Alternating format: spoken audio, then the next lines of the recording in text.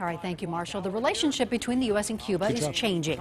President Obama was joined by business people and members of Congress on his trip to Havana, even going to a baseball game between the Tampa Bay Rays and the Cuban national team. And joining us to discuss the implications of the president's visit are Maria Garcia Berry, a member of the Cuba Study Group, pushing to effect change and growth in Cuba. She left Cuba when she was 8 years old, correct?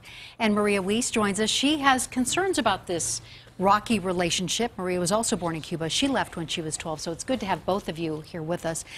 Maria Garcia Berry, let's talk about the organizations, because there's several organizations you're working with to try and effect change. Correct. One of the first things was really to establish air travel between the two countries. Right.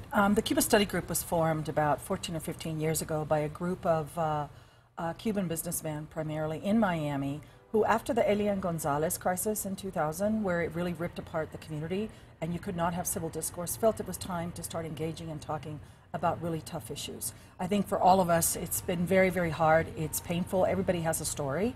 So it was very important that we start engaging in dialogue to start talking about Cuba. Out of that came a belief that the only way to move Cuba forward and move Cuba to the century, to say the least, is to in fact start engaging with Cuba. In order to do that, the first thing you needed to do was to lift some of the travel bans. And Colorado is part of this business discussion that's happening with Cuba right now. Can you give us some examples? Well, I think clearly you've seen that Frontier Airlines has applied for a direct nonstop from Denver to Havana. I think as the 5th largest airport in the country, 10th in the world. I think it's important that as the routes get distributed throughout the country, that all parts of the United States have access to be able to enter into business with Cuba. And whether it's tourism, I mean, we have a huge tourism industry. We have a lot of practices that we know, particularly in the agricultural industry, through our land grant, Colorado State University, who's been doing a lot of work around the world in certain efforts. I think the Cubans could learn a lot from some of the of what we can offer. Maria Weese, we want to bring you into the conversation here because you have concerns. I mean, I think that you might describe this as maybe moving a little too quickly for your taste. And I believe so. I think that I'm not a diplomat. I'm just a common citizen. But when I see what is transpiring in Cuba today is that we have not taken into consideration the human rights and the freedoms and liberties. How are these businesses going to bring in the people of Cuba? Is this between government? It is deals being made government.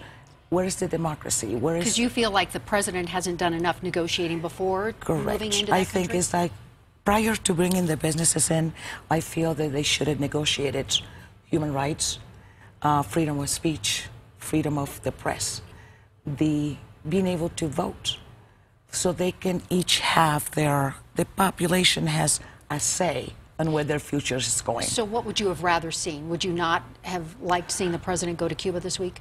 I wouldn't have liked. I would have liked to see some talks on how we're going to bring the Cuban people from poverty and to be a part of their future. I think that we cannot inculcate someone what to do.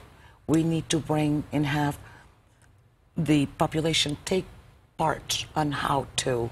And how is that complicated, though, since I mean, in both countries, we are going to see a new president here not too far off, Maria? Right. I think Raul has announced that he will step down in 2018. We'll see how that transition folds out. I mean, I think what Maria states is a very legitimate position, and it's a difficult discussion we have to have. I take the attitude that, yes, we absolutely have to talk about human rights.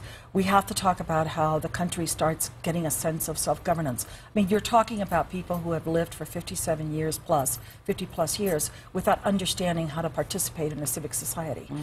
But that's not going to come overnight. And I think what happens by having the embargo and by having the trade sanctions and everything that was in place is that becomes the excuse. Right? The Cuban government uses that to, continue corralling and keep hostage the people in Cuba.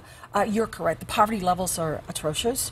It's going to take a long time. Rebuilding Cuba is a long, hard road. What is it that we don't know? I mean, we see limited pictures of Cuba right now? What is it that we don't understand here in Colorado about what's happening there? I think you probably don't know. You know, they talk about whether it's political prisoners, whether it's, you know, the ladies in white, which the president met with, you know, the people who have been politically harassed, you know, detentions. I think some of the things that we may not see on a regular basis, I think we need to be concerned about.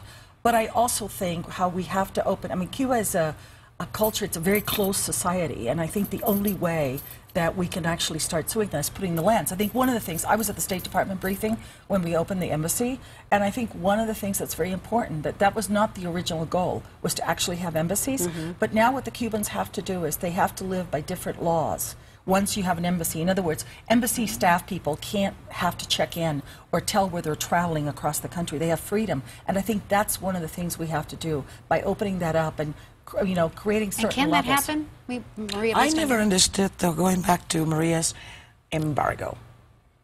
The embargo was only the United States and Cuba. Correct. It never stopped Cuba from doing negotiations with other countries. So, to me, it's an excuse, right? Cuba is not poor because the United States set an embargo. Cuba is poor because of the regime, because dictatorship, because tyrannical government, because the people are subjugated to live on the way the government but wants them to. Can you see change happening soon, coming about? I mean, as this maybe as a step? No. I don't think that I'm sorry, the negotiations that are taking place really have the people.